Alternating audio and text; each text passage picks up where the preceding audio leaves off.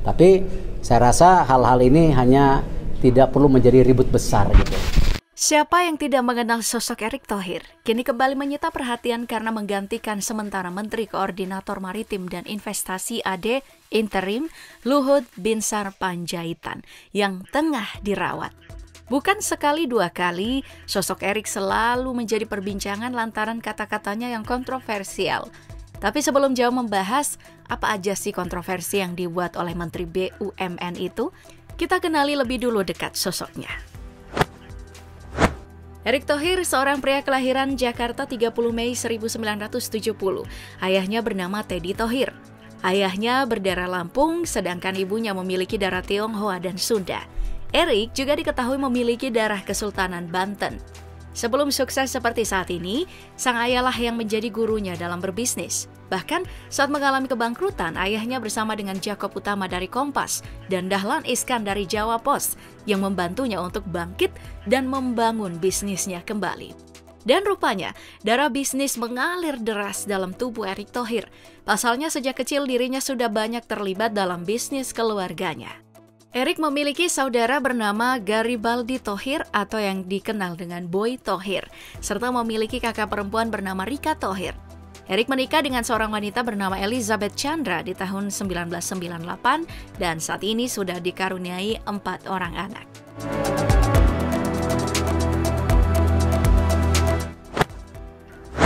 Nah, soal pendidikan, ayah Erick juga tak mau tinggal diam. Erick ini ditempa sedemikian rupa hingga begitu mencintai dunia pendidikan. Sejalan dengan bisnis keluarganya, Erick ingin menimba ilmu sebanyak-banyaknya di bidang yang sama hingga berhasil menyelesaikan pendidikan strata satunya di Glendale Community College dan berhasil menyandang gelar Bachelor of Arts. Selanjutnya, pria berusia 50 tahun itu juga melanjutkan studinya ke jenjang master, lalu lulus di tahun 1993 dari program bisnis administrasi di Universitas National California, Amerika Serikat.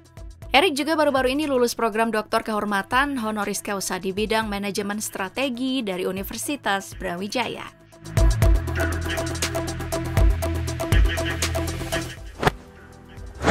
Sebelum memegang tampuk kepemimpinan di badan usaha milik negara atau BUMN, Erick memiliki latar belakang sebagai seorang pengusaha.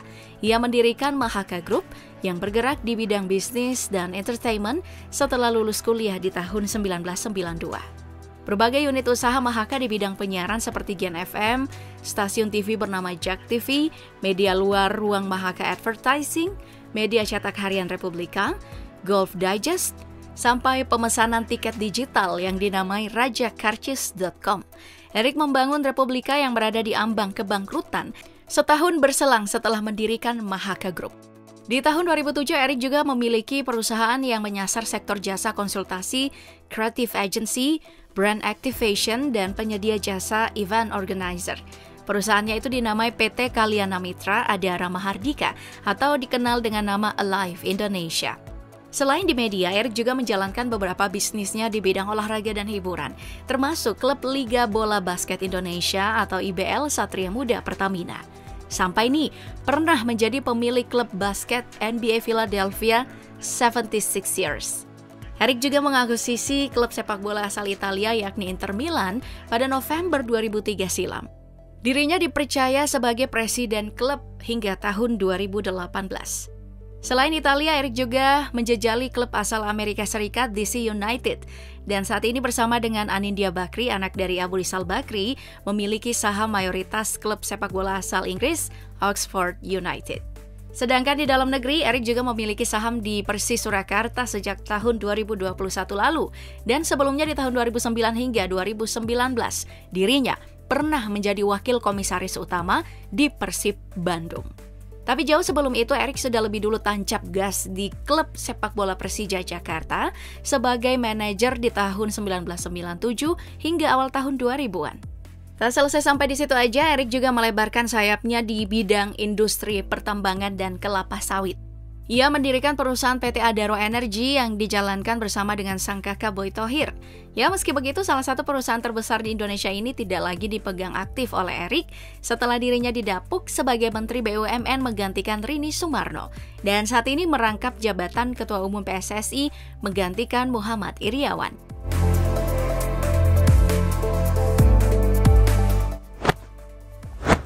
Sementara itu, Erik juga kerap menjejali dunia film bukan sebagai pemain ya, melainkan sebagai seorang produser eksekutif sejak tahun 2011.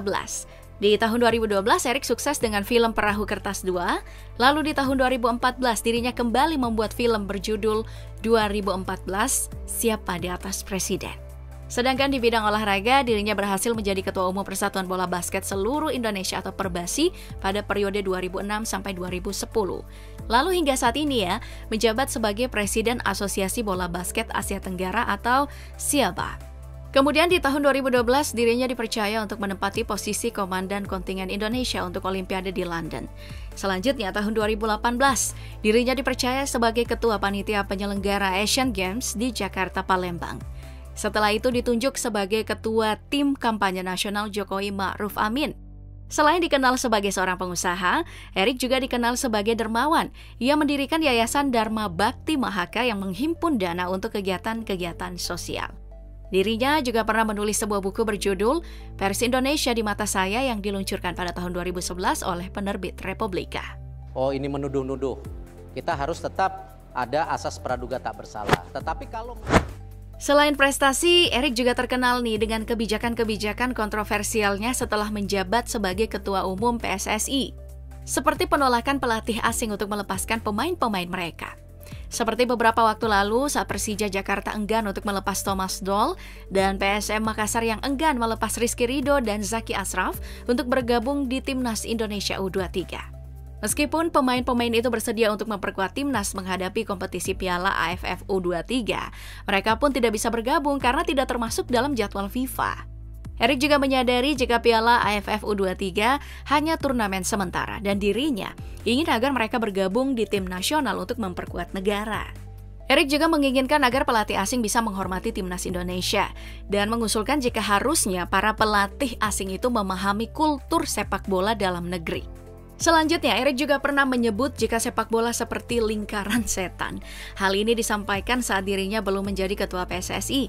Karena kalimatnya ini dianggap membuat kegaduhan, Erik mengklarifikasi jika pernyataannya itu untuk menggambarkan kondisi sepak bola tanah air yang berada dalam lingkaran setan, di mana manajemen, pemain, pelatih, dan supporter itu harus saling mendukung. Sebaliknya, jika semua unsur itu tidak baik, maka sepak bola benar-benar seperti lingkaran setan.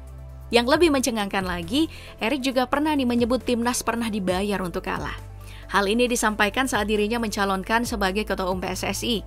Dengan begitu dirinya ingin bersih-bersih dan tidak ingin kasus yang sama terulang kembali saat dirinya resmi menjadi Ketua Umum PSSI. Selain itu dirinya juga pernah menyebut jika Jakarta International Stadium atau JIS untuk segera direnovasi sebelum diajukan FIFA sebagai salah satu arena pertandingan Piala Dunia U17. Apalagi setelah ditinjau kembali ada masalah-masalah yang membuat JIS ini harus direnovasi, mulai dari akses keluar masuk, area parkir sampai kualitas rumput. Tapi bukannya mendapat sambutan baik nih ya, pernyataannya itu justru membuat gaduh. Selain itu dirinya juga pernah menyebut untuk tidak mencampur adukan antara sepak bola dan politik. Mengingat saat mencalonkan diri sebagai Ketua Umum PSSI, Erik masuk nih dalam daftar 3 bakal calon wakil presiden yang potensial untuk maju dalam Pilpres 2024 mendatang. Meski begitu, dirinya membenarkan jika saat mencalonkan diri, ia meminta izin terlebih dahulu kepada Presiden. Namun, terus menegaskan jika PSSI dan politik harus benar-benar dipisahkan.